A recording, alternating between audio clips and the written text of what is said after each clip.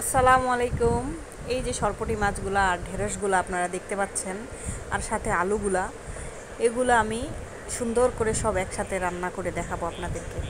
তো সবার আগে যা করতে হবে সেটা হলো সরপুঁটি মাছগুলো আমাদেরকে তেলে ভেজে নিতে হবে, হালকা একটা ভাজা দিয়ে দিতে হবে। তারপরে হলো এগুলা সুন্দর করে উঠিয়ে ফেলতে হবে। এই যে আমার ভাজা হয়ে গেছে, আবার দুইটা বাকি ছিল, এই দুইটাও আমি ভেজে নিলাম, মানে 2 পিস আর কি, দুইটা না, দুঃখিত। সব ভাজা হয়ে গেছে।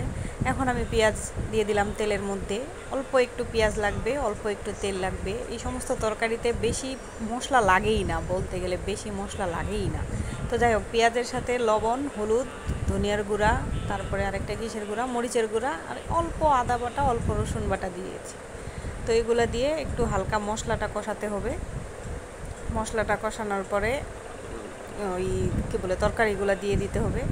মশলা আমার কষানো হয়ে গেছে, এখন আমি আলুগুলো আগে দিয়ে দিলাম, কারণ ঢেঁড়স পরে দিব। যার কারণ হচ্ছে যে ঢেঁড়স তাড়াতাড়ি সিদ্ধ হয়ে যায়, আলু একটু দেরিতে সিদ্ধ হয়।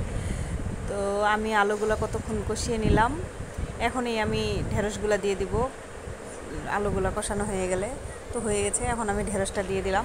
ঢেঁড়সটা দিয়ে দিয়ে কতক্ষণ এগুলা কষাবো, মানে মৃদু আছে আর কি, হালকা আছে, একটু কষিয়ে নিব। কষিয়ে নিয়ে এটাতে আমি পানি দিয়ে দিব, ও সরি, ঢাকনা দিয়ে দিব। ঢাকনা দেওয়ার পরে যখন দেখবো এটা কষানো হয়ে গেছে, তেলগুলা উঠে উঠে আসছে, মানে তেল দেখা যাচ্ছে আর কি, পানি শুকিয়ে গেছে, তখন আমি আরেকটু পানি দিয়ে আরেকটু কষিয়ে নেব। এভাবে হালকা আছে কিছুক্ষণ কষাতে কষাতে যখন তেলটা উঠে আসবে, তখন আমি আমি কেটলিতে গরম পানি দিয়েছিলাম, সেই গরম পানিটা তরকারির মধ্যে দিয়ে দিব।